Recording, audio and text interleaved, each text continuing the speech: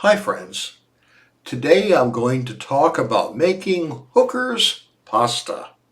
So here's what I've got to say about that. But first, welcome to Power Talk. I'm Scott Giles and I cover topics related to spirituality, hypnotic coaching, and the hypnotic arts and sciences in general as the usual topic for these podcasts. I'm deviating from that a little bit today, and I'll explain why in a moment. But if you want to know more about my professional work or sign up for my free e-newsletter Powerlines, check out my website, which I'll tag at the end of this video. Now, many of you know that I was once a chef, and I'm still a serious foodie. I usually do my food-related podcasts for my patrons on my Patreon channel, but I just thought it would be fun to do this one as one of my free podcasts simply because the story about this dish is hilarious, and I was reminded of it as I decided to make it this coming week. Now, as a chef, my specialty training is in Northern Italian and Sicilian cuisine. And there is one dish that stands out for quality in that cuisine, and that's Hooker's pasta. The dish is formally called pasta puttanesca, or spaghetti puttanesca in Italian, and that's how you'll find it listed in good cookbooks. However, some books will give you the English translation, and if so, the nicest translation you'll see will be Hooker's pasta. But you may also find it as whore's pasta or slut's pasta. In fact, celebrity chef Nigella Lawson, who's a wonderful person, but kind of prim and proper, calls it slattern's pasta in her cookbook, apparently hoping that no one will look up the definition of slattern.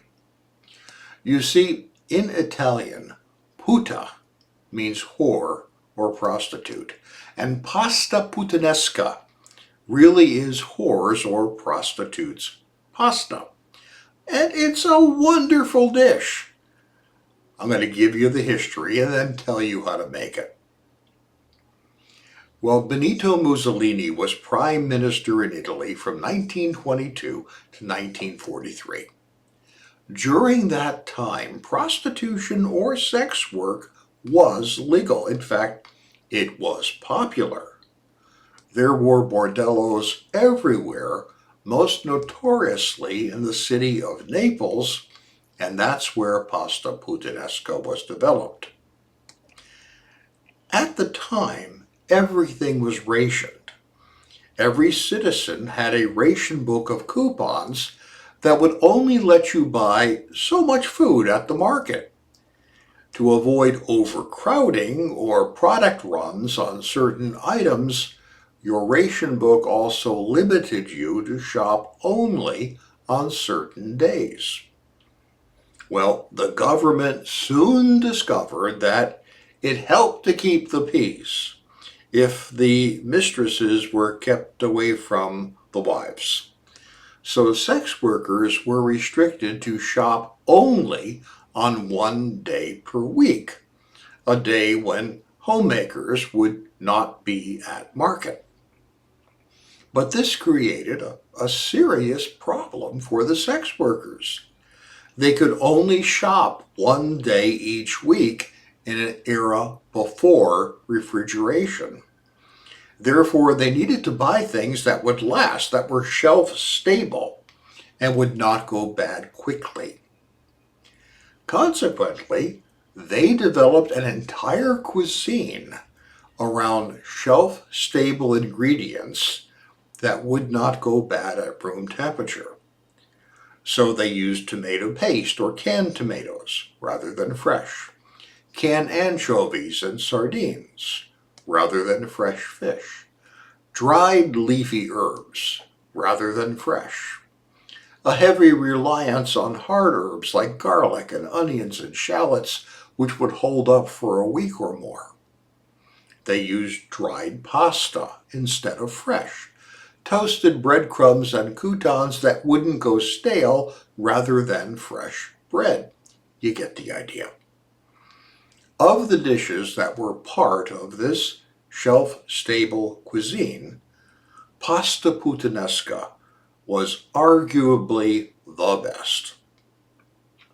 Ironically, when World War II started, the merchants found they often had a problem running their shops in the market. They couldn't get fresh ingredients to sell because they were all being diverted to the military. So if you were a householder and went to the market, the fact that you had 2 market days per week and a pile of coupons in your ration book wouldn't matter if the stores didn't have anything to sell you. Therefore, every household in Italy took a look at the whore's cuisine and began to shop and cook that way, at least in part. Even if you were allowed to buy fresh products, if you found a can of anchovies or cured olives, you purchased it so that you would have something to feed your family if next week the market shelves were bare. And then the householders and wives all over Italy had to figure out how to cook with this stuff. They found themselves looking to the sex workers for the recipes so they could learn how to prepare food from shelf-stable ingredients. And that's got to be one of the great ironies in culinary history. So how do you make this dish? Well, you'll use dried pasta rather than fresh. And while it will work with any pasta form, spaghetti is traditional. While the spaghetti is cooking in salt water to a perfect al dente, saute a small handful of canned anchovies in good olive oil, lightly chopped. I use about 8 fillets myself. They will break down a bit and infuse the oil with their flavor. Then peel and crush about 5 cloves of garlic. Yeah, 5. This sauce is all about big, bold flavors. And then cook them lightly in the oil. Don't let them burn. Then add chopped olives, usually ripe olives or cured olives, capers, and a tablespoon of tomato paste, or even a cup of crushed tomatoes if you have them. Heat the whole thing up. Add the cooked pasta to the pan after you drain it. If you need to make the sauce a little looser, add some of the water you cooked the pasta in to the pan, about a tablespoon at a time. Flip the pasta in the sauce, sprinkle with dried oregano and parsley, and you've got it, and serve. Here's what the finished dish will look like. Now you can modify this recipe easily. I sometimes add shrimp or scallops. A lot of people add dried chili flakes. I will sometimes put in a knob of butter to improve mouthfeel, but it's delicious. However, every time I make this dish, I reflect on its history. And remember that while the householders of mainstream Italy may have looked down at the sex workers, especially the wives, they ended up having to look to them to learn how to cook during wartime. And this lesson reminds me to value everyone, even if they're from a very different lifestyle than the one that I practice. They still have value and should be appreciated. Something the households of Italy had to learn when all the wives had to ask the local prostitutes to please teach them how to cook.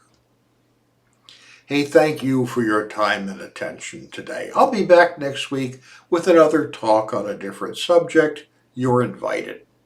It does help me if you let others know about my work and my videos, So please like, share, and subscribe.